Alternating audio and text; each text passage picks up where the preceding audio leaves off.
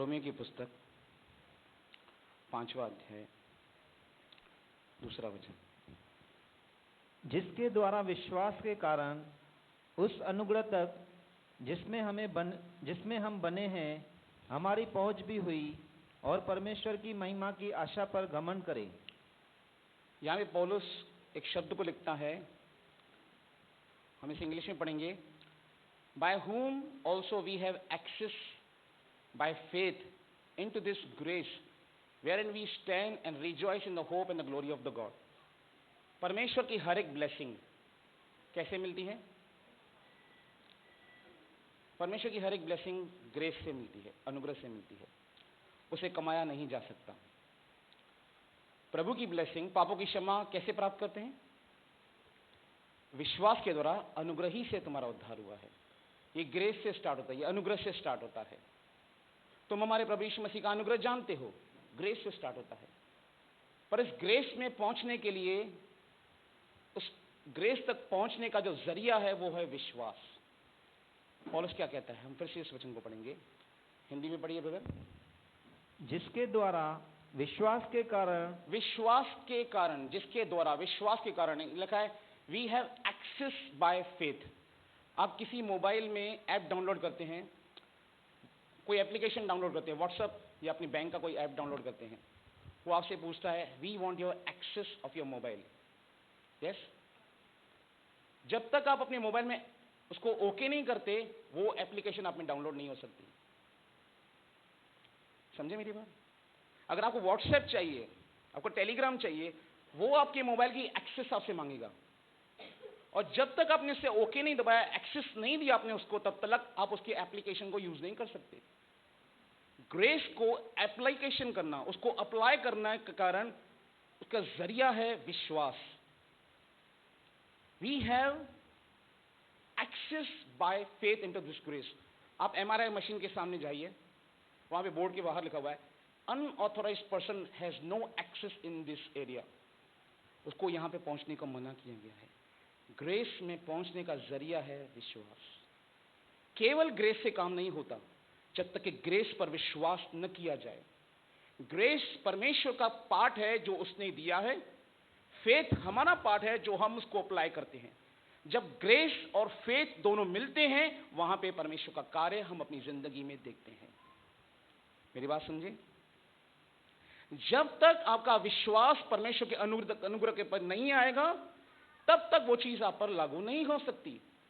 जब तक आप यीशु को प्रभु करके, उद्धारकर्ता करके ग्रहण नहीं करते, हृदय से विश्वास, मुंह से अंगीकार, तो तू उद्धार पाएगा। पाप क्षमा हो चुके हैं। 800 करोड़ लोग इस समय संसार में जीवित हैं, सबके पाप क्षमा हो चुके हैं। पर उन लोगों पर लागू क्यों नहीं होता जो यीशु पर विश्वास नहीं करते? क्योंकि वो परमेश्वर के अनुग्रह पर विश्वास नहीं करते। इसलिए क्या जब ऐसा होता है, कोई विश्वासी कोई नया व्यक्ति आता है, तो यीशु मसीह फिर से उसके लिए बलिदान होता है। जैसे हमारे वातावरण में सारे वो रेडिएशंस हैं, मोबाइल्स के, इंटरनेट्स के, ब्लड ऑफ जीसस इस पूरी कायनात में है। जो उसे विश्वास से एक्सेस में लेकर आता है, उसकी लाइफ में वो कार्य हो सकता है। पर मेरा विषय आज विश्वास से हटकर एक दूसरी चीज पर है, क्योंकि विश्वास की एक्सेस या विश्वास का, मैं इंग्लिश यूज कर रहा हूं, सॉरी, विश्वास का जो उपयोग है, इब्रानियों का लेखक कहता है now faith is the substance. लिखा है विश्वास आशा की वस्तु का निश्चय है, हिंदी में से लिखा है, पर इंग्लिश अनुवादकों ने इसे सही अनुवाद किया है विश्वास आशा की हुई चीजों का पदार्थ है। इज अ सब्सटेंस, सब्सटेंस जिससे बनाया जाता है, an evidence of things not seen.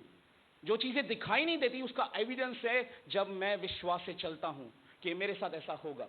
ये फेथ है। हमने यीशु मसीह पर विश्वास किया, हमारे पापों की क्षमा मिली। ये हमारे एक्सेस कैसे किया हमने? पापों की क्षमा हमें कैसे मिली? जब हमने कन्फेस किया यीशु मसीह को प्रभु और उद्धारकर्ता करके, हृदय से विश्वास करके। प्रतिज्ञाएं कैसे मिलती हैं? हिब्रूज चैप्टर 6, इब्रानियों की पुस्तक 6वां अध्याय,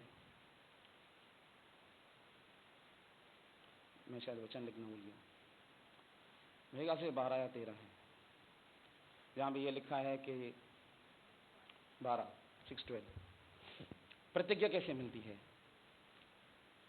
ताकि तुम आलसी न हो जाओ, ताकि तुम आलसी ना हो जाओ, वरन उनका अनुकरण करो उनका अनुकरण करो जो विश्वास और धीरज के द्वारा प्रतिज्ञाओं के वारिस होते हैं। प्रतिज्ञा कैसे पूरी होती है? अब आपको विश्वास को अलग रीति से इस्तेमाल करना है, यहां पर आपको धीरज रखना है, विश्वास के साथ धीरज रखना। बहुत से लोगों ने धीरज रखा लंबे समय के लिए, किसने 12 साल, किसने 13 साल, किसने 25 साल, किसने 15 साल, अलग अलग समय है। पर अब यहां पे जब प्रतिज्ञा हासिल करनी है तब क्या करना है? धीरज से विश्वास का इस्तेमाल करना है। यहां पे विश्वास का इस्तेमाल करने का तरीका अलग है। जब हमें बीमारी से चंगाई चाहिए तो हमें क्या करना है? आइज़ाया 53:5 में लिखा है, उसी के कोड़े खाने से तुम चंगे हो गए हो। जब हम विश्वास करते हैं, वो स्त्री कहती थी यदि मैं उसके वस्त्र को छू लूंगी तो मैं चंगी हो जाऊंगी। वो मुंह से अंगीकार करती थी, वो घोषणा करती थी मैं यीशु के वस्त्र को छू लूंगी, मैं चंगी हो जाऊंगी। हीलिंग कैसे प्राप्त करते हैं? क्या हीलिंग के लिए प्रभु बोलेगा कि तुझे धीरज रखना बहुत जरूरी है, तुझे 10 साल लगेंगे हीलिंग प्राप्त करने के लिए? बहन की आपने गवाही सुनी। जैसे ही किसी का विश्वास परमेश्वर की सामर्थ्य पर आ जाता है, हीलिंग वहीं पे मैनिफेस्ट हो जाती है। जब आपका फेथ परमेश्वर की ग्रेस पर आता है कि यीशु ने मेरी बीमारी का मूल्य चुका दिया है, हीलिंग वहीं पे मैनिफेस्ट होती है। और जब हीलिंग मैनिफेस्ट नहीं होती, उसके कारण बहुत सारे हैं, मैं उस पर नहीं जाना चाहूंगा क्योंकि मेरा विषय नहीं है। चेले यीशु से कहते हैं हम दुष्ट आत्मा को क्यों नहीं निकाल सके? यीशु ने कहा तुम्हारे विश्वास की कमी के कारण। मरकुस 6 अध्याय में लिखा है यीशु वहां पे आश्चर्य के काम नहीं कर सका क्योंकि उनके विश्वास की कमी के कारण। मैं बताना क्या चाहता हूं, क्योंकि जब हीलिंग को हम पाना चाहते हैं वो फेथ एंड कन्फेशन के ऊपर डिपेंड है। यहां पे फेथ अलग तरीके से काम कर रहा है कि हम यीशु के उस बलिदान पर विश्वास करें जो यीशु ने हमारे बीमारियों के लिए कोड़े खाए। जैसे पत्रस में लिखा है उसी के कोड़े खाने से तुम चंगे हो गए हो। पर फाइनेंशियल प्रॉस्पेरिटी के लिए क्या करना है? मेरा विषय आज का ये है, फाइनेंशियल प्रॉस्पेरिटी, आर्थिक उन्नति। हम परमेश्वर का वचन पढ़ेंगे 2 Corinthians chapter 8।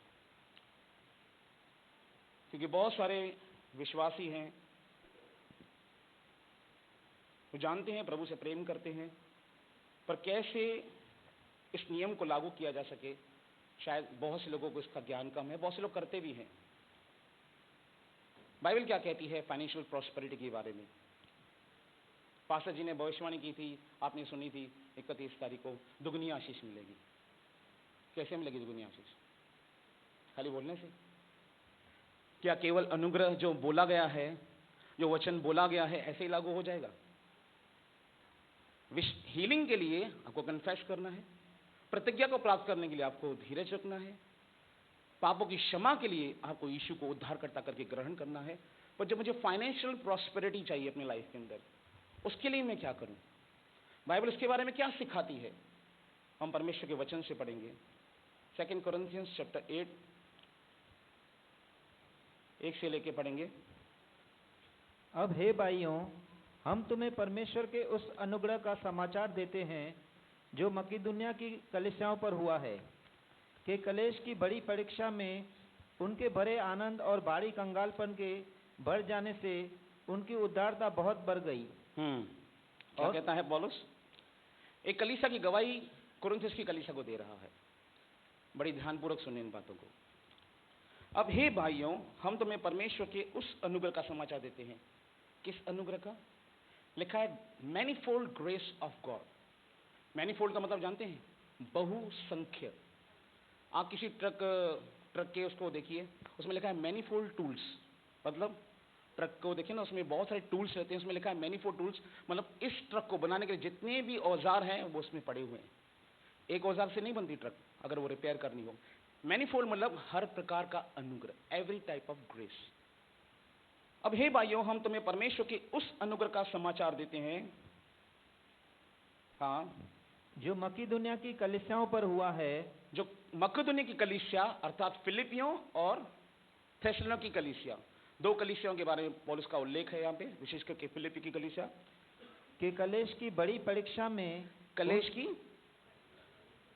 that in a great trial of affliction, क्लेश की बड़ी परीक्षा में उनके बड़े आनंद उनके बड़े आनंद और भारी कंगालपन के, किसमें? भारी कंगालपन में। ये कंगाल नहीं है लोग, कलीसिया फिलिपियों की कंगाल नहीं है, ये भारी कंगाली में, ये भारी कंगाली में कुछ कर रहे हैं क्योंकि उनके ऊपर परमेश्वर का अनुग्रह है। आगे के बढ़ जाने से उनकी उदारता बहुत बढ़ गई, उनकी उदारता बढ़ गई। ये है गरीब संसार की दृष्टिकोण से, पर क्या है, इनकी उदारता परमेश्वर के राज्य के प्रति बढ़ रही है। ये बहुत ही महत्वपूर्ण है परमेश्वर के बारे में समझना। आर्थिक मतलब फाइनेंशियल प्रॉस्पेरिटी को समझने के लिए इन बातों को समझना बहुत जरूरी है। इस कलीसिया पर यह अनुग्रह हुआ है, और अगर हम परमेश्वर के राज्य में बोते हैं, यह परमेश्वर का अनुग्रह है। दाऊद कहता है परमेश्वर को, किसने तुझे पहले दिया, तुझी से पाकर तुझी को देते हैं। परमेश्वर हमें देता है तो क्यों देता है? क्योंकि वो हमको देखता है कि हम करते क्या हैं। राजा दाऊद की जिंदगी को जाके देखिए, उसके अंतिम दिनों को देखिए, उसने अपना सब कुछ परमेश्वर के भवन में लगा दिया। उसका पर्सनल 136 टन सोना था, 370 टन चांदी थी, उसने वो सब प्रभु के भवन के लिए दे दिया। और उसके राज्य का जो खजाना था, 3700 टन चांदी सोना, 37,000 टन चांदी। अगर आज की कैलकुलेशन किया जाए, मैंने उस समय कैलकुलेशन किया आज से 8-10 साल पहले, मैं समझता हूं खाली सोना और सिल्वर 4 लाख करोड़ का था उस समय का। 4 लाख करोड़ एक व्यक्ति ने अपना पूरा खजाना परमेश्वर के भवन के लिए दे दिया। और वो कहता है, मैं संसार में, पृथ्वी में परदेशी और बाहरी हूं। और उसने सब कुछ प्रभु के लिए दिया। क्यों दिया? क्योंकि वो प्रभु के कार्य में, प्रभु के भवन में अपना मन लगाना चाहता था। वो बार बार कहता है कि मेरा मन मेरे परमेश्वर के भवन में लगा है। भजन संहिता 27 में कहता है, मैंने एक वरदान प्रभु से मांगा कि मैं प्रभु के भवन में सदा बना रहूं। भजन संहिता 23 में कहता है, मैं सर्वदा प्रभु के भवन में बना रहूंगा। जब किसी ने मुझसे कहा, आओ प्रभु के घर को चले, ये उसका लिखा है, मैंने अपना मन अपने परमेश्वर के भवन में लगाया है। बारी कंगालपन में उनकी उदारता बढ़ गई। जानते हैं ये व्यक्ति था कौन?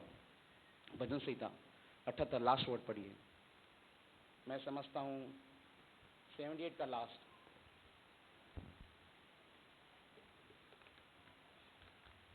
एकदम लास्ट।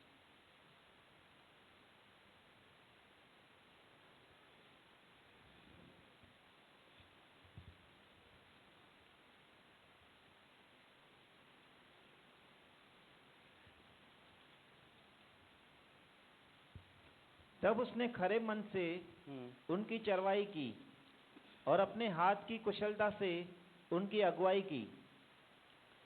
71 से पढ़िए। कौन है, किसके बारे में लिखा है? 70 सॉरी। फिर उसने अपने दास दाऊद को चुनकर, मैं आराम से जाऊंगा, भले ही मुझे दूसरा सेशन भी लेना पड़े, पर मैं आराम से जाऊंगा। भजन संहिता 78, उसका 70, 71 एंड 72। एक व्यक्ति है जिसने परमेश्वर के लिए अपना सब कुछ दे दिया। वो था कौन?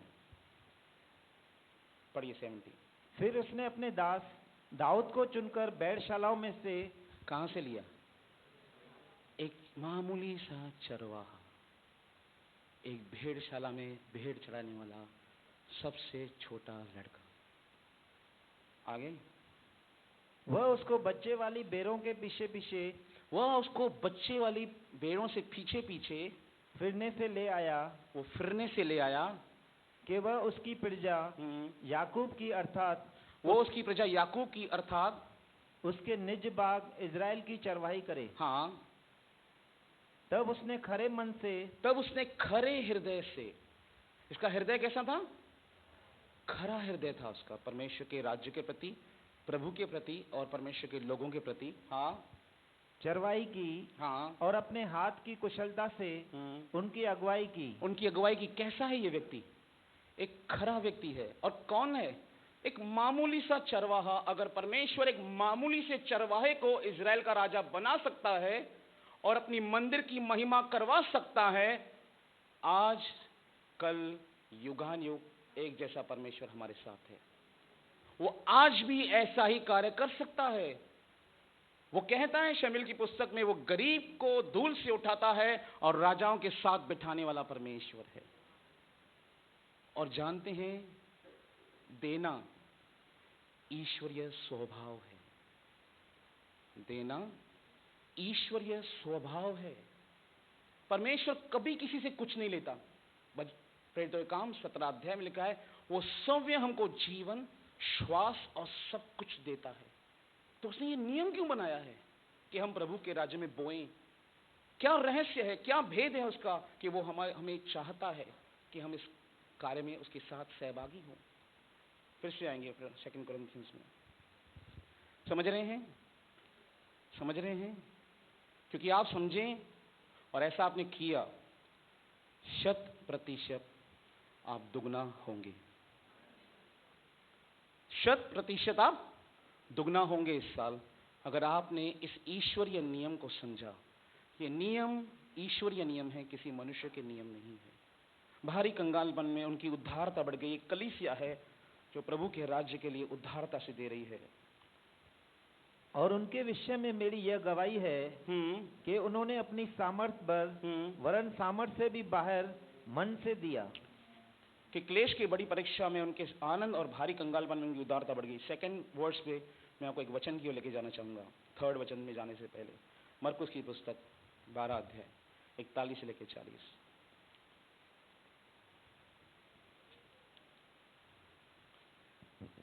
और वह मंदिर के भंडार के सामने, यीशु मसीह परमेश्वर के मंदिर के भंडार घर के सामने, जैसे वह सामने बॉक्स पड़ा है, उस बॉक्स के सामने आके बैठ गया यीशु मसीह। मंदिर के भंडार गृह के सामने आकर बैठकर देख रहा था। यीशु बैठकर देख रहा था। कुछ देख रहा है यीशु मसीह। आज भी यीशु मसीह देखता है जब हम परमेश्वर के राज्य में बोते हैं।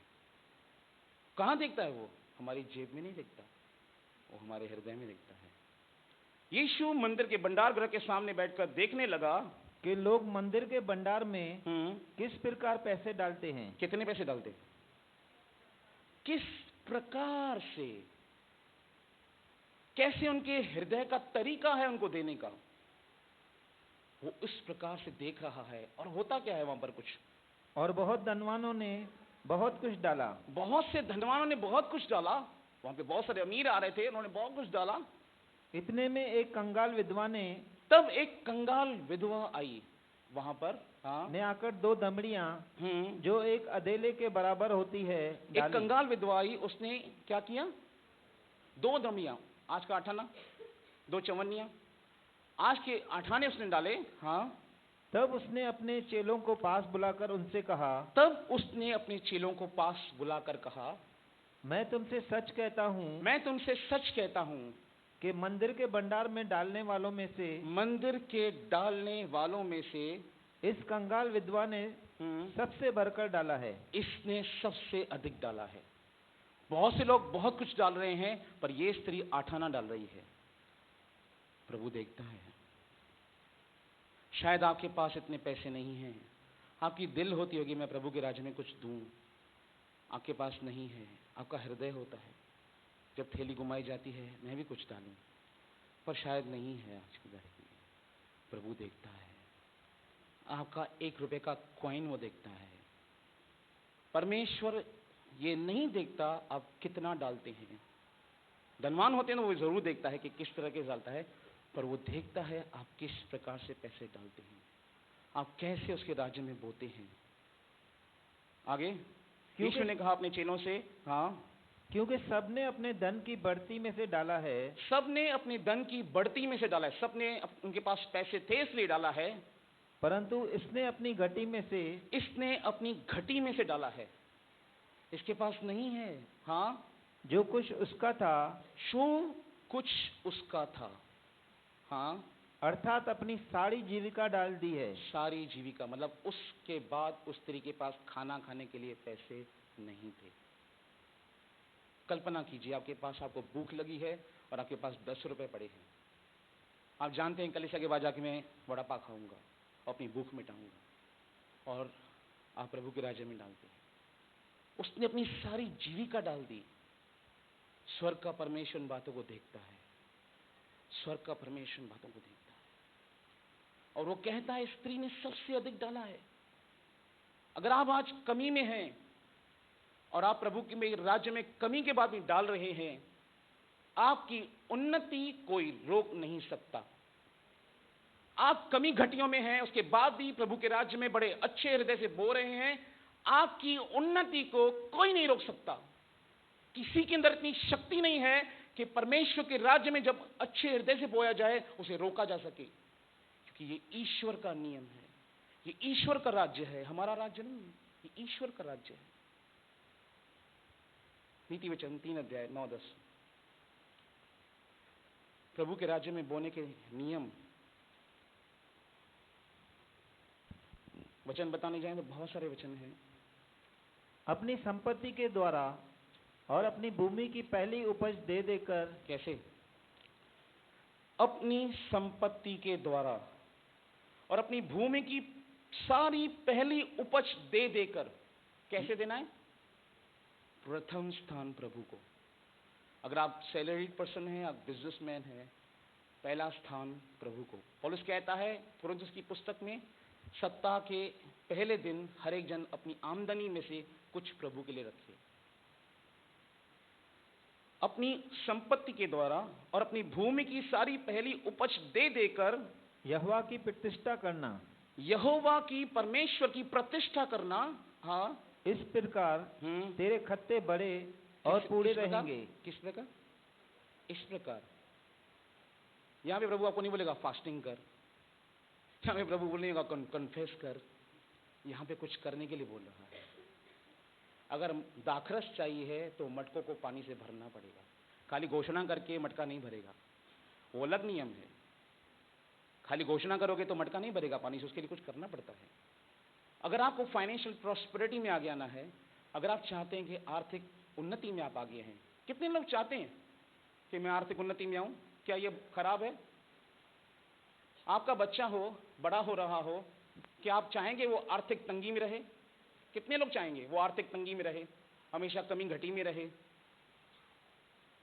उन्नति करना कोई गलत बात नहीं है, क्योंकि परमेश्वर का वचन कहता है जो कमाता है वो अपने परिवार की पूर्ति करता है और समाज में आदर पाता है। हम क्यों कमाते हैं? हमें कोई बिलियनर नहीं बनना, हमें कोई मिलियनर नहीं बनना, हम अपने परिवार की पूर्ति करना चाहते हैं और समाज में आदर पाना चाहते हैं, इसलिए हम कमाते हैं। और परमेश्वर का वचन कहता है इस प्रकार तेरे खत्ते भरे पूरे रहेंगे। किस प्रकार? जब तू संपत्ति में पहला स्थान प्रभु को देगा। पहला स्थान किसका है?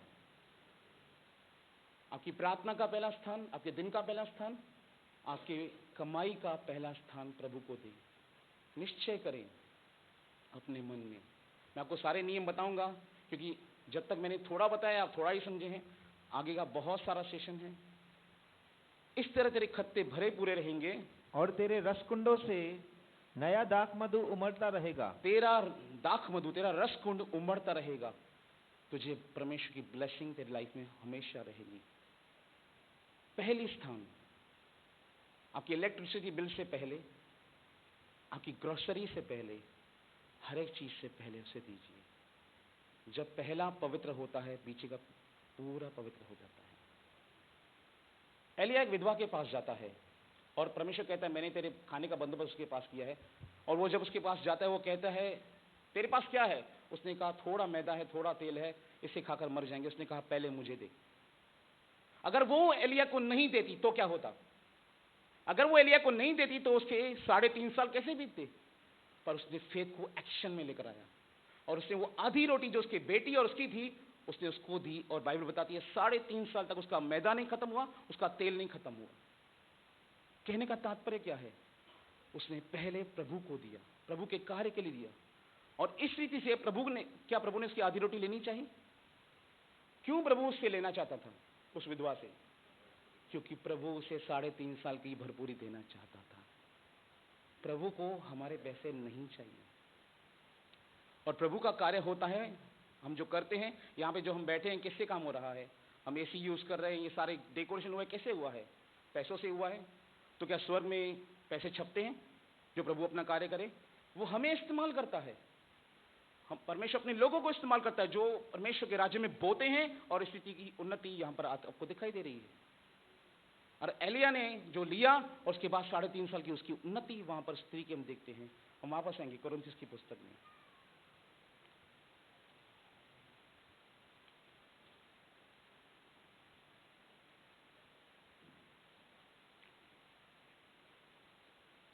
थर्ड, और उनके विषय में मेरी यह गवाही है उनके विषय में पौलुस गवाही दे रहा है कि उन्होंने अपनी सामर्थ पर वरन सामर्थ से भी बाहर मन से दिया। कैसे दिया? हृदय से दिया। प्रचार सुन के नहीं दिया। प्रभु का आत्मा बोलता है डालो डालो, सब बोले जाती है यार बोलता है डाल दे यार, ऐसे नहीं, हृदय से देना। प्रभु के राज्य में हृदय से देना, क्योंकि प्रभु हमारा कौन है?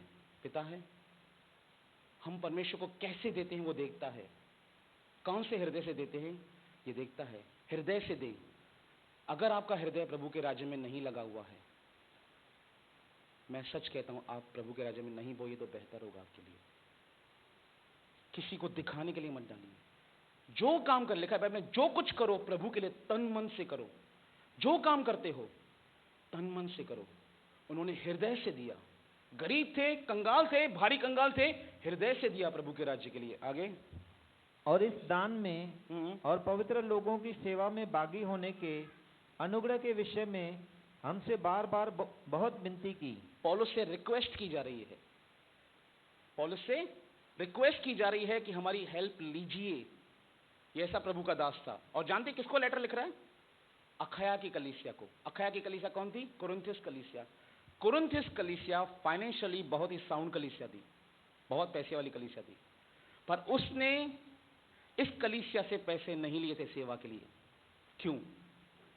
और जबकि फिलिपिया की कलीसिया एक गरीब कलीसिया थी, उसने उससे लिया।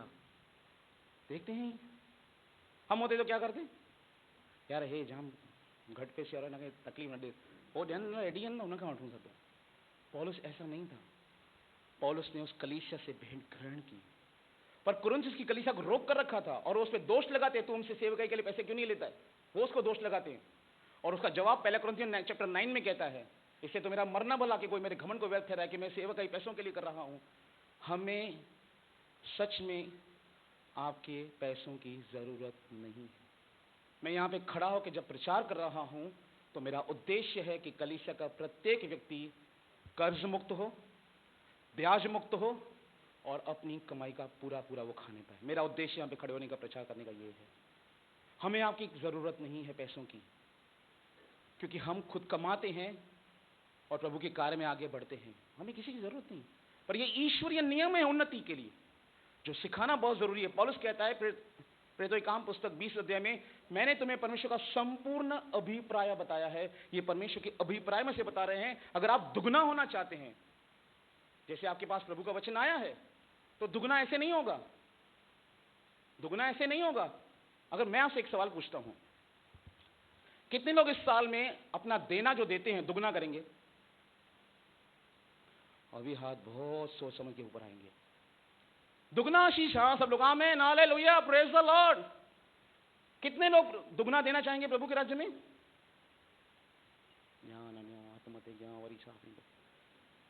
आप दुगना चाहते हैं पर दुगना देना नहीं चाहते। ये नियम है जिसे समझना बहुत जरूरी है। मैं आपको गवाही देता हूं, मैंने इस नियम को समझता था पर इतनी गहराई से नहीं समझता था। 2024 में मैं जिस मंथ में सबसे लोएस्ट सेल करता था, 2024 में मतलब मैंने 2006 से अपना काम स्टार्ट किया। जितने भी लोएस्ट सेल मेरे महीने थे वो जनवरी और दिसंबर थे, और जून और जुलाई, जहां पर मैं बिजनेस में बहुत लोएस्ट सेल करता था। पर जब मैंने इस नियम को समझकर आगे बढ़ा, मैंने उन महीनों में एक ग्रोथ को देखा और मैं समझने लगा प्रभु के कार्य को अपने जीवन के अंदर। मैंने उस उन्नति को देखा तो मैंने चाहा कि अगर मैं उन्नति कर रहा हूं, मैं सही प्रोग्रेस में आगे बढ़ रहा हूं, तो मेरा कार्य है मैं कलीसिया को इस बात को शेयर करूं कि कलीसिया भी आगे बढ़े फाइनेंशियली, अगर वो किसी प्रकार की कमी घटी में है। संपन्न होना कोई बुरी बात है? संपन्न होना कोई बुरी बात है? हम आगे पढ़ेंगे परमेश्वर के वचन से। अब तक आपने मुझे जवाब नहीं दिया, दुगना देगा कौन? आमीन। उनके विषय में मेरी ये गवाही है, उन्होंने अपनी सामर्थ वरना सामर्थ से बाहर हृदय से दिया। हाँ, 4 भी पढ़ा आपने। और इस दान में और पवित्र लोगों की सेवा में भागी होने के अनुग्रह के विषय में हमसे बार बार बहुत विनती की, उनसे रिक्वेस्ट की। 5 और जैसी हमने आशा की थी वैसे ही नहीं, वरन उन्होंने प्रभु को फिर परमेश्वर की इच्छा से हमको भी अपने तय दे दिया। और जैसे हमने आशा की थी वैसा ही नहीं, वरन उन्होंने प्रभु को फिर परमेश्वर की इच्छा से हमको भी अपने आप को दे दिया। जब तक आपका जीवन प्रभु के लिए समर्पित नहीं है, आपका देना किसी कार्य का नहीं है। रोमन्स 12:1-2।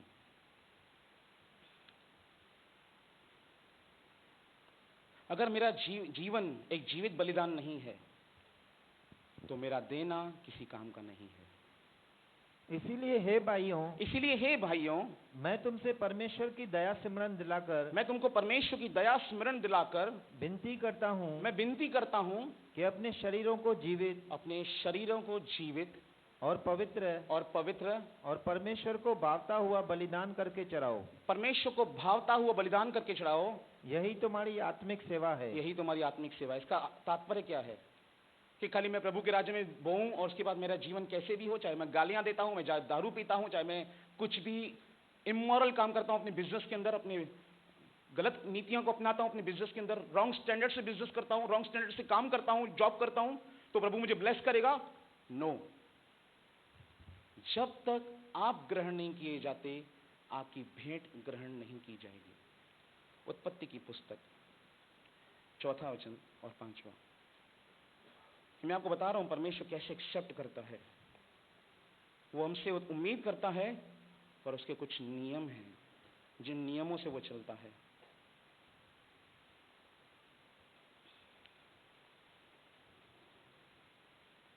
यहां पे 2 भाई हैं, हाबिल और कैन, जैसे मैंने आपको हमेशा बताया। यहीं से कंपटीशन स्टार्ट हुई थी चर्च के अंदर। और हाबिल भी अपनी भेड़ बकरियों के कई एक पहले उठे बच्चे भेड़ चराने ले आया। जो प्रभु के सामने भेंट चढ़ाने के लिए आया, और उनकी चर्बी भेड़ चराई, उसकी चर्बी भेंट चढ़ाई।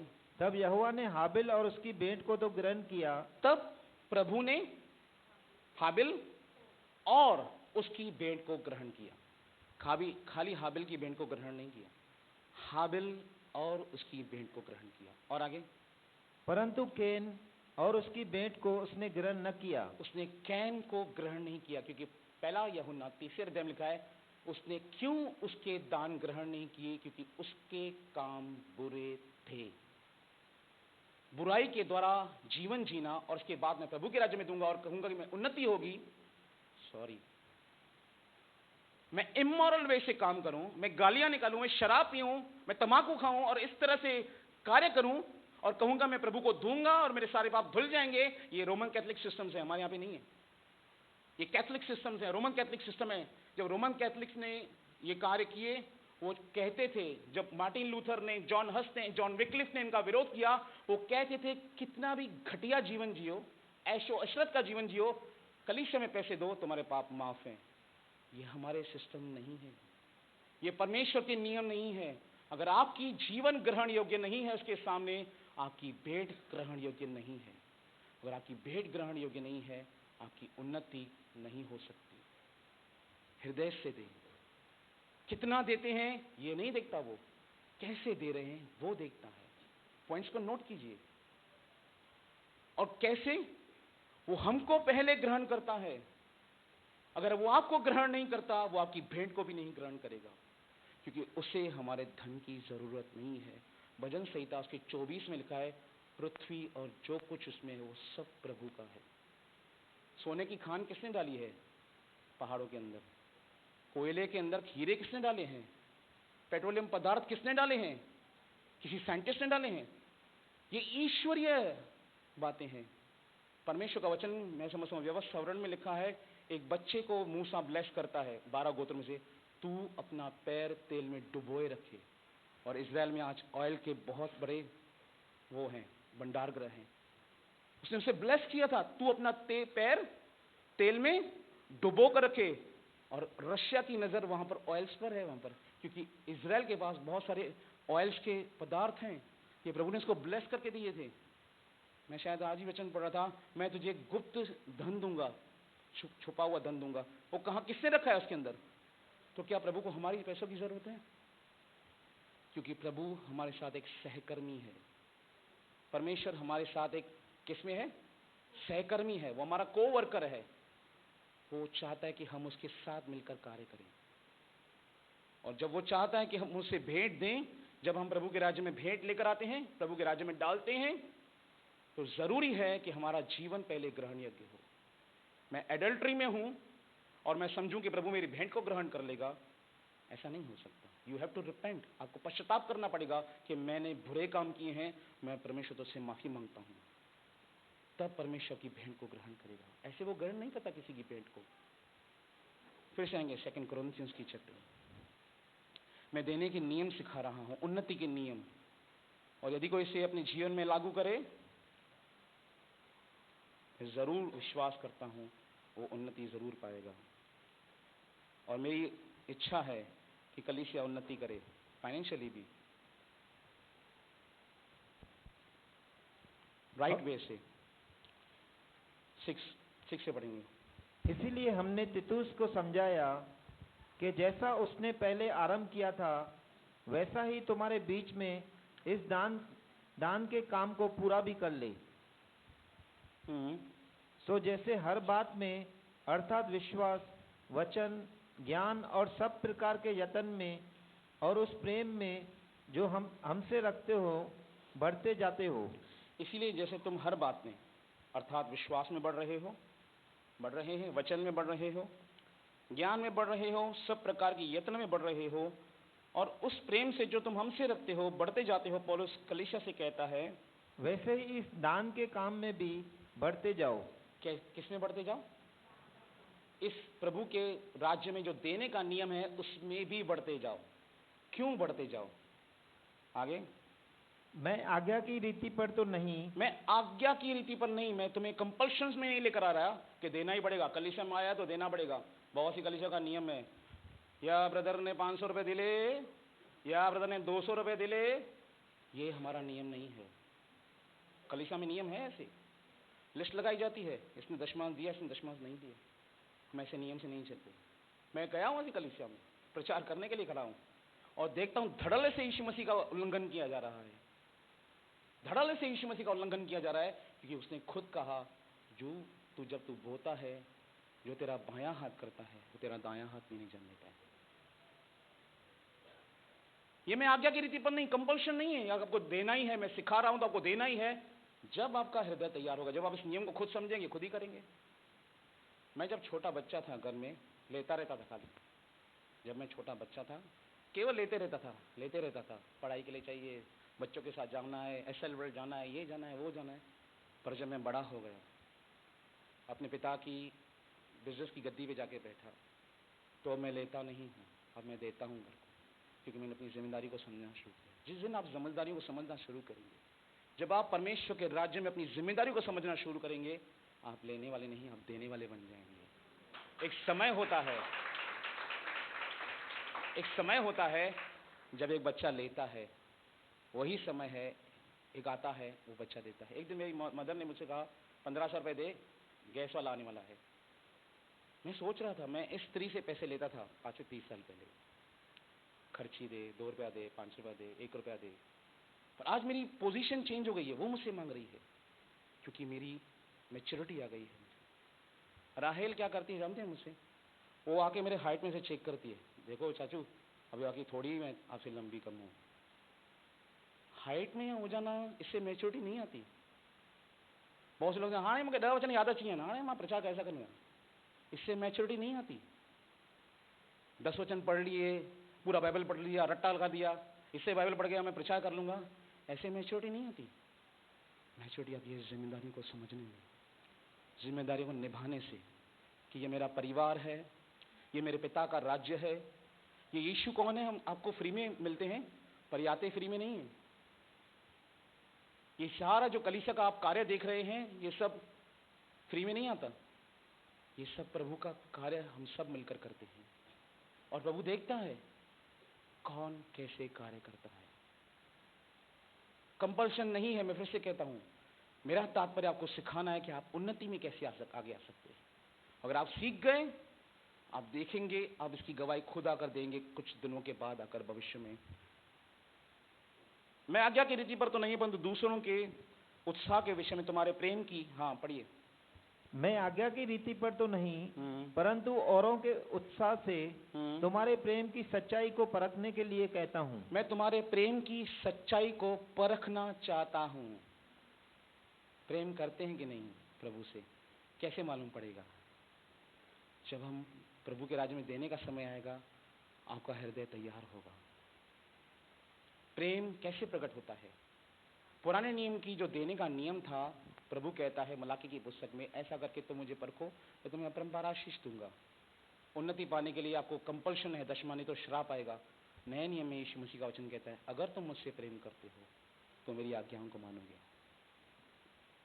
We have access to this grace by faith, और ये फेथ इन एक्शन है कि जब मैं प्रभु के राज्य में बोलता हूं, मैं विश्वास करता हूं कि प्रभु तेरा राज्य बढ़े, और मैं एक्सपेक्ट करता हूं, जैसे किसान एक्सपेक्ट करता है कि मेरी उन्नति होगी, इस बीज का फलवंत होगा मेरा बीज, वैसे ही आप भी एक्सपेक्ट करें कि प्रभु मुझे इससे बढ़ाएगा, क्योंकि ये प्रभु का नियम है। हम वचन से सीखेंगे।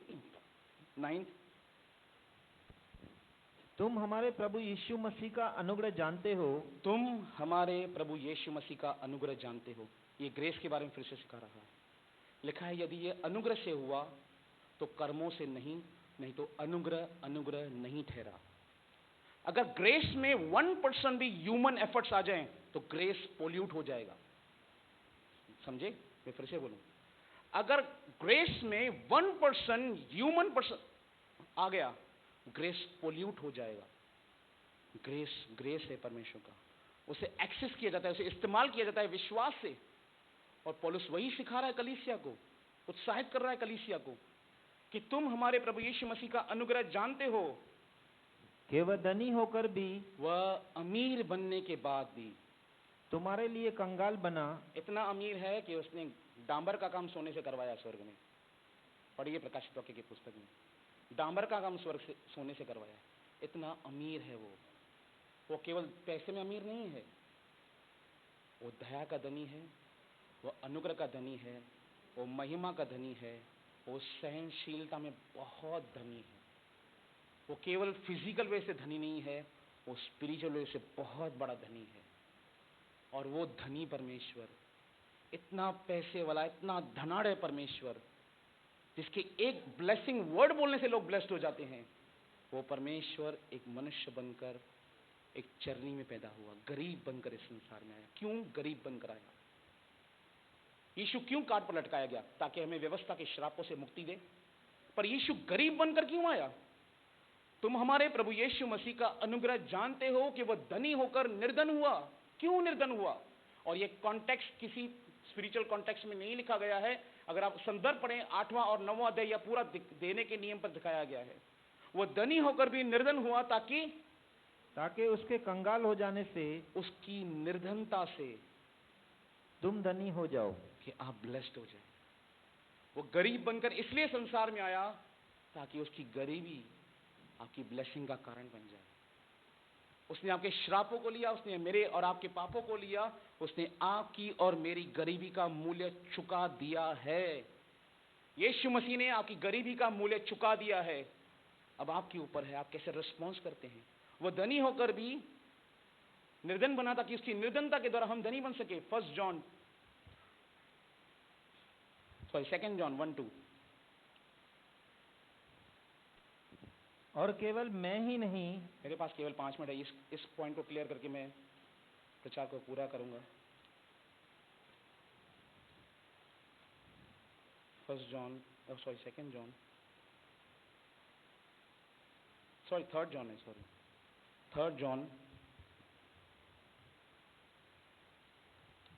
1 oh sorry 2 chapter 2 verse 2 sorry 1 2 हे प्रिय, मेरी ये प्रार्थना है ये कौन लिख रहा है?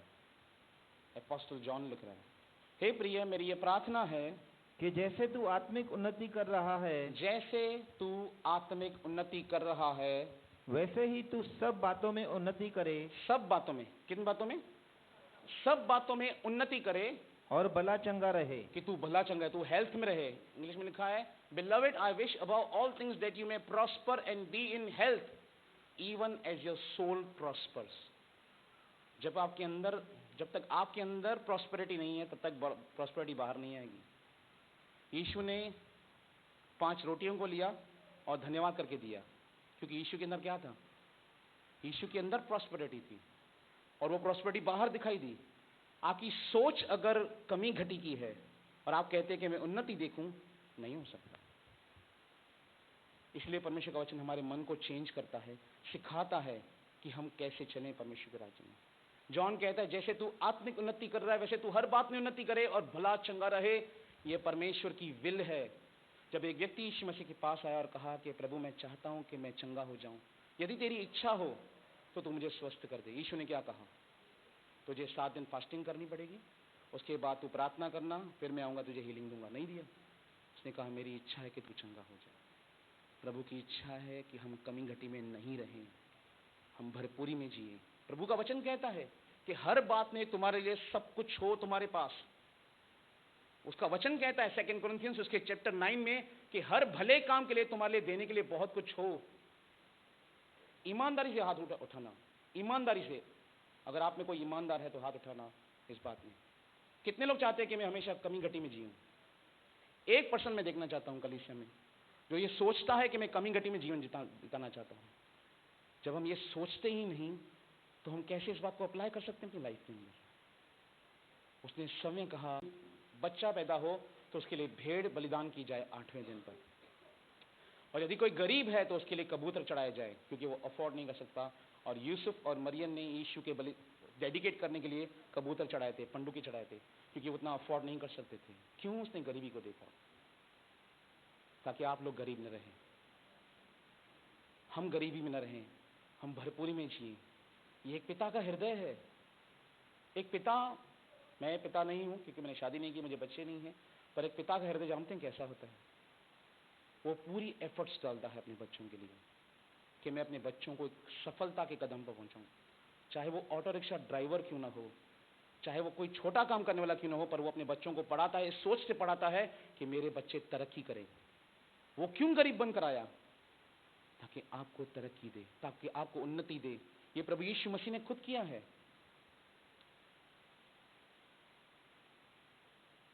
1 जॉन हमने पढ़ा, वो हमारे लिए बलिदान हुआ। कैसे प्रभु मुझे उन्नति देगा? अगर मैंने प्रभु के राज्य में डाला तो क्या मैं घर पे जाके सो जाऊं और उन्नति आ जाएगी? ऐसे होगा? नीति वचन में लिखा है मैं आलसी के खेत से गया, मैंने उसे उधर ऊंट कटारे देखे। जब आप प्रभु के राज्य में बोते हैं, प्रभु आपको नई आइडियाज देता है, विजडम देगा, स्ट्रेंथ देगा। व्यवस्थावरण की पुस्तक में लिखा है, 5 मिनट खत्म करूंगा क्योंकि ये पॉइंट क्लियर करना चाहता हूं। वो लिखा है तेरा परमेश्वर यहोवा तुझे संपत्ति प्राप्त करने की शक्ति देता है। वो आपको न्यू आइडियाज देगा बिजनेस के अंदर, वो आपको स्ट्रेंथ देगा, वो आपको नई जगह पर लेगा, उन्नति देगा। जैसे यूसुफ को फलवंत किया पोतीफर के घर में, उसके काम की वजह से फलवंत किया। ऐसे नहीं प्रतिज्ञा थी घर में जाके सो गया उठ के जाके, ऐसा नहीं था वो। मैं आपको बताऊं, गॉडली लोग हार्ड वर्कर होते हैं। ईश्वरीय लोग कौन होते हैं? हार्ड वर्कर होते हैं। पौलुस कहता है रात दिन काम धंधा करके मैंने अपनी और अपने भाइयों का पेट भरा है। रात दिन काम धंधा करके एफर्ट्स डाले हैं। ऐसे नहीं ब्लेसिंग आ जाएगी, क्योंकि जब आप काम करोगे तो ब्लेसिंग आएगी। मैं काम करूं ही नहीं तो ब्लेसिंग आएगी कहां से? समझे मेरी बात को, इस पॉइंट को समझे। अगर मैं काम करूं ही नहीं तो ब्लेसिंग आएगी कहां से? अगर मैं जॉब पे एफर्ट्स डालूं ही नहीं, मैं ऑनेस्टी के साथ काम करूं ही नहीं, जैसे कोलोसी की पुस्तक 4 अध्याय में लिखा है जो जॉब करते हैं उनके लिए कि तुम अपने स्वामियों के अधीन रहो जैसे मसीह के अधीन रहते हो, और उनका वैसा आदर करो जैसा परमेश्वर, और ये प्रभु का काम जानकर काम करो। अगर आप जॉब करते हैं तो, अगर कोई जॉब करने वाला व्यक्ति है, जिस कंपनी में आप जॉब करते हो उसका ओनर कोई भी हो, मैं नहीं जानता कौन सी कंपनी में आप जॉब करते हैं, पर आपको ऐसा करना है जैसे ये प्रभु यीशु मसीह की कंपनी में इसमें काम कर रहा हूँ। बाइबल ऐसा कहती है। मेरी दुकान में मैं ऐसे ऐसी सोच रखें। हम जानते हैं हम बहुत टाइम पास करते हैं दुकान पे काम में, कुछ देखा नहीं और मोबाइल हाथ में ले लिया, चालू हो गया टाइम पास करना। परमेश्वर के काम में प्रभु आपकी बुद्धि को खोलेगा। मैं आपको एक गवाही देता हूँ अपने बिजनेस की। मैं एक दिन बैठा हुआ था और मेरे माइंड में एक पिक्चर आई। मैं जीन्स मैन्युफैक्चरर हूँ। मैंने गूगल से वो पिक्चर निकाली। गूगल से पिक्चर निकालने के बाद मैं अपने मास्टर के पास गया। मैंने कहा मुझे ऐसी जीन बनानी है। उसने कहा ठीक है मैं फर्मा बनाता हूँ। फिर मैं कस्टमर के पास गया। उसने कहा यार जीन्स बना के दिखा तो समझ में आएगी बात। फिर मैंने एफर्ट्स डाले। 2-3 महीने मुझे उस प्रोडक्ट को बनाने में लगे। वो एक प्रोडक्ट बनाने के लिए मुझे 3 से 4 महीने लगे। उसे रेक्टिफाई करते करते करते मैं इस प्रोडक्ट के पास पहुंचा और जैसे ही मैंने इस प्रोडक्ट को लॉन्च किया मेरी सेल्स में ग्रोथ आई। ऐसे नहीं होता कि मैंने प्रभु के राज्य में डाला और कस्टमर मेरे दुकान के बाहर खड़े हो गए, सेठ कभी आओगे? मैं दुकान के बाहर खड़ा हूँ, आप किधर हो? मैं बोला मैं घर में सो रहा हूँ। ऐसा नहीं होता। परमेश्वर आपको स्ट्रेंथ देगा, प्रभु आपको विजडम देगा, प्रभु आपके लिए नए रास्ते खोलेगा, एक अच्छे कॉन्टेक्स्ट खोलेगा, आपको अच्छे लोगों से मिलाएगा जो आपको अच्छी जगह पर लेकर जाएंगे। परमेश्वर आपके मार्गों को सीधा करेगा। परमेश्वर आपको बुद्धि देगा, प्रभु आपको ज्ञान देगा। जैसे वचन में लिखा है, मैं जिस लाभ पे तुझे जाना है उस मार्ग में मैं तेरी अगुवाई करूंगा। परमेश्वर जानता है। डैनियल ऐसे नहीं बना। लिखा है उसके अंदर एक ईश्वरीय स्किलफुल आत्मा थी, इसलिए वो चार्टर्ड अकाउंट बना था। कौन था? ऑडिटर था उस समय का, बेबीलोन का ऑडिटर। ऐसे नहीं बना प्रार्थना करके 3 दिन में 3 बार प्रार्थना करते ऑडिटर बन गया। ऐसे नहीं। वो स्किलफुल था, बुद्धिमान था काम करने में। उसके काम में खोट नहीं निकलती थी। मैं मुरादी बनाता हूं अपनी दुकान की, सोचता रहा यार ये 200 रुपये किधर गए, 500 किसको दिए। इतनी मिस्टेक करते हैं बनाने में अकाउंट्स कभी कभी। बाइबल बताती है इसके काम में कोई खोटापन नहीं था। जब आप प्रभु के राज्य में अच्छे से चलेंगे, अच्छे हृदय से बोएंगे, विजडम में ऑपरेट होना शुरू होंगे। बुद्धि आपको गाइड करेगी। पवित्र आत्मा जो बुद्धि है वो गाइड करेगी। वो कहती है नीति की पुस्तक में, हे मूर्खों तुम कब मेरी बातों पर ध्यान दोगे? कब मोबाइल बंद करके काम करना शुरू करोगे? वो आपको गाइड करेगी, विजडम देगी। प्रभु की बुद्धि आपको गाइड करेगी। लिखा है मैं बुद्धि, मेरे मुंह से चोखी बातें निकलती हैं। वो परमेश्वर की विजडम आपको गाइड करेगी। आपके बिजनेस में, आपकी जॉब में, आप जहां कहीं भी हैं वो आपको प्रॉस्पेरिटी की ओर लेके जाएगी।